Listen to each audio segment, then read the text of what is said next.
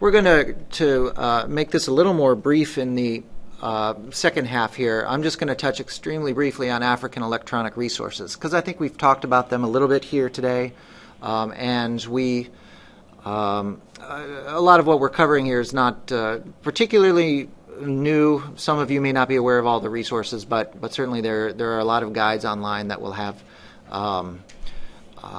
pointers to some of these materials. I just wanted to touch quickly on some of the major collections of journals that are out there. This seems to be one of the fastest growing areas, African published journals.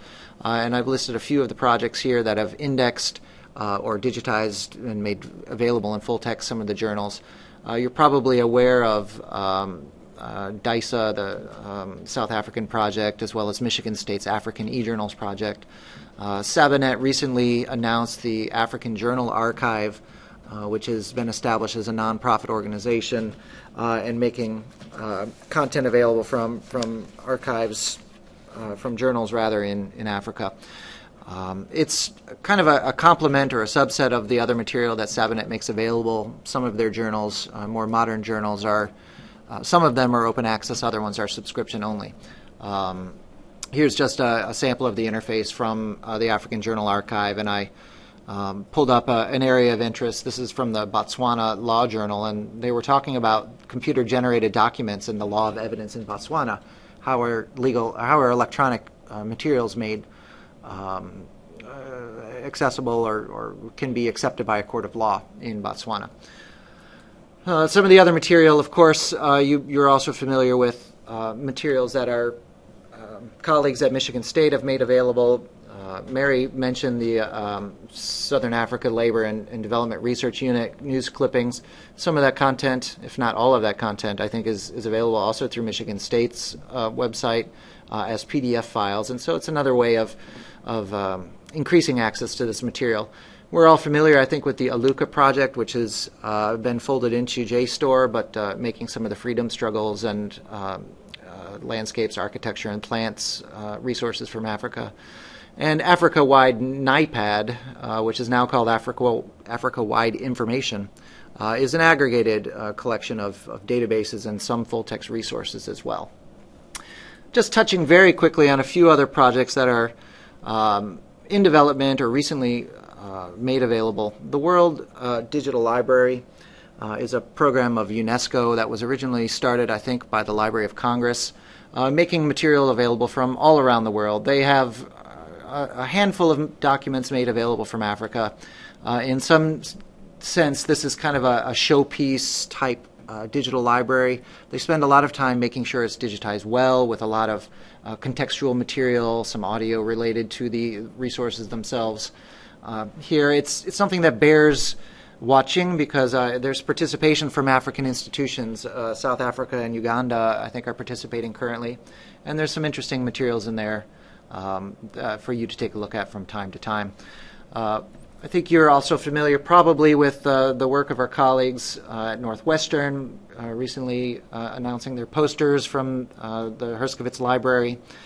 And I also put up a screen grab from the African Online Digital Library at Michigan State, which has a wide variety of resources, both in print and audio, narrative and video, I think, as well. Their material is I think, speaking to those who are interested in some of the audio-visual resources at our institutions, and they continue to make this content available. They're one of the recipients of the Department of Education's TICFIA program, it's Technological Innovation and Cooperation for Foreign Information Access. Their program is for African oral narratives, collecting oral resources. I think it's from a number of countries in Africa. There are some 20 collections that they'll be digitizing and making available freely over the web. These are in a variety of different African languages.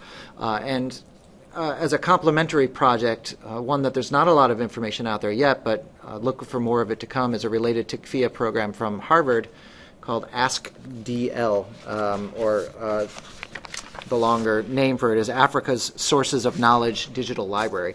And they're looking to make available language documents of non-Latin scripts. So they're looking at materials in a variety of languages and scripts in Africa: Amharic, Swahili, Wolof, in the scripts, Arabic scripts, and Gaze and other scripts as well. So these are emerging projects.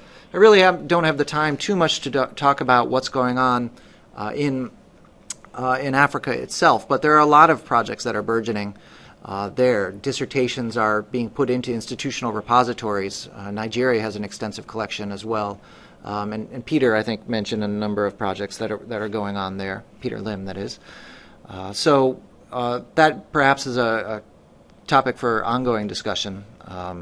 One of the things I've noted, though, even with these journal archives and dissertations, there are very few, if any, places that aggregate that kind of data. So for the scholars looking for that kind of information, it's a bit of a frustrating search to be able to find all of the content that's out there.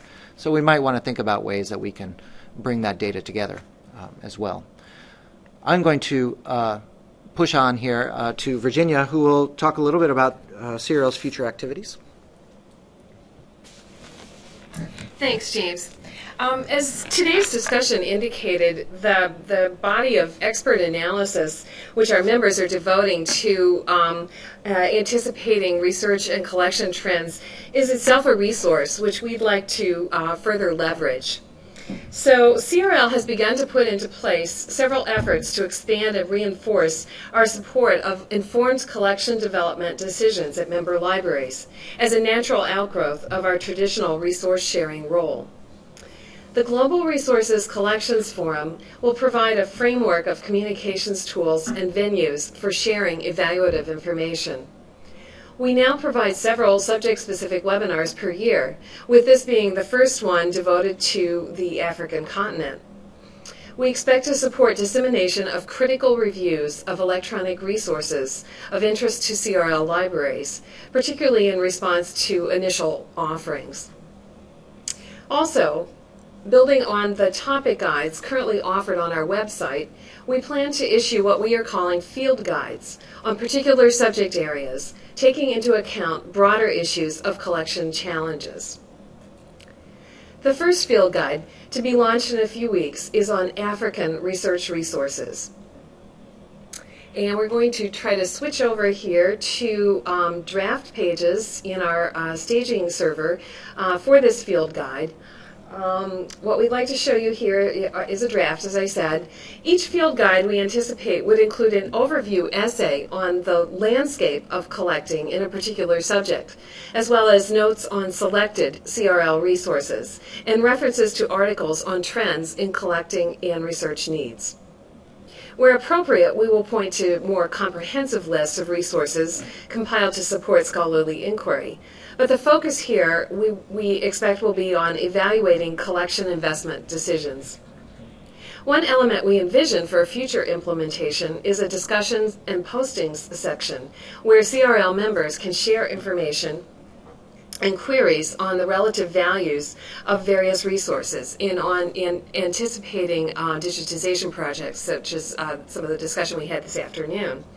I'm very interested in hearing your comments in the follow-up survey for this webinar of interest you might have in some of the components that could go into the field guide, including a potential discussion section.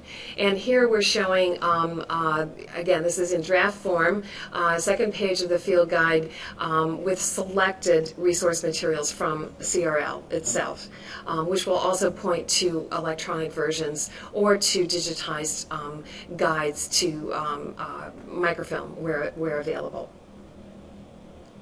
So we do plan to send out to all participants in today's webinar the URL for the African field guide pages when they are available, we hope within a few weeks. And I believe James is going to wrap up our discussion this afternoon.